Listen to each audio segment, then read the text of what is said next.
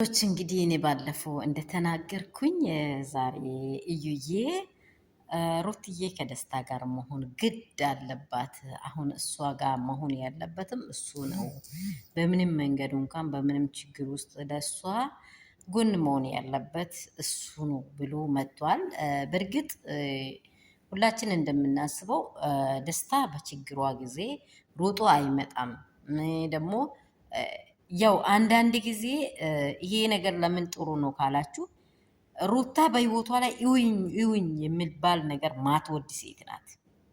እኔ ይሄንን ጠንቅቆ ስለሚያውቅ ነው መሰለኝ ሩታ ህይወት ላይ ደስታ በፍላጎቱ መጥቶ እንዴት ነው እሷን እንዲህ የምታደርጉት? ለምንድን ነው በዚህ መንገድ እሷን የምትነኩት? ብሎ ደግሞ ለተለያየ ነገሮች ሀሳብ ሊሰጥ የማይፈልገው እሱ የእሷን ልብ የእሷን ሁኔታ የእሷን ታሪክ ስለሚያውቅ ነው ብዬ አስባለሁ። ምክንያቱም ምንድን ነው ወንድ ልጅ ዝም ብሎ ኮብ ኮብ ካለ መልካም አይሆንም። ገብቷቸዋል። በቃ እኔ እወድሻለሁ፣ እኔ እንዲያፈቅርሻለሁ፣ እንዲህ ሆነሻለሁ ቢሉ በየደቂቃ ሚል ከሆነ ሪጀክት ነው የሚያደርገው። ያ ሰውዬው ያው የተወሰነ ሰዓት ነው ማለት ነው የሚወደው። የልቤን ትወቀው ውስጥ ከልብ እሷን ማን እንደሚወድ ብሎም ይሆናል ብዬ አስባለሁ። ደግሞ በአዲስ ነገር ሩትዬ ከደስታ ጋር እንደምትሆን ተስፋ አለኝ። ደግሞ በእርግጥ ይሄን ነገር ስል ሰላም ሰላም የኔ ቤተሰቦች እንደምን አላችሁ? ሁሉ ሰላም ሁሉ መልካም ነው ወይ? እኔ ጋር ሁሉ ሰላም ነው። ሰላማችሁ ብዝት ይበልልኝ። እኔ ያለው ደህና ነኝ፣ ጌታ ይባረክ። ያላችሁበት ሰላምና ጸጋ ብዝት ይበልላችሁ። ይህ ቪዲዮ የሚደርሳችሁ ደግሞ ላይክ፣ ሼር፣ ሰብስክራይብ አድርጉ። እያደረጋችሁ ያላችሁ የኔ ውዶች የኔ እንቆች በጣም እወዳችኋለሁ፣ አከብራችኋለሁ። ያላችሁበት ስፍራ ሰላም ብዝት ይበልላችሁ። በእግዚአብሔር ደም ተሸፈኑ። አጭርና ግልጽ ሊያወራ ከፈለኩኝ ሁላችን ሩታ ከህይወቷ ላይ ወይንም ከትዳሯ ላይ እንድትለይ አንፈልግም። ትላንትና አውቃችኋል። አንቺ የልጁ እናት ነች፣ ለልጁ አንቺ ታስፈልጊያለች።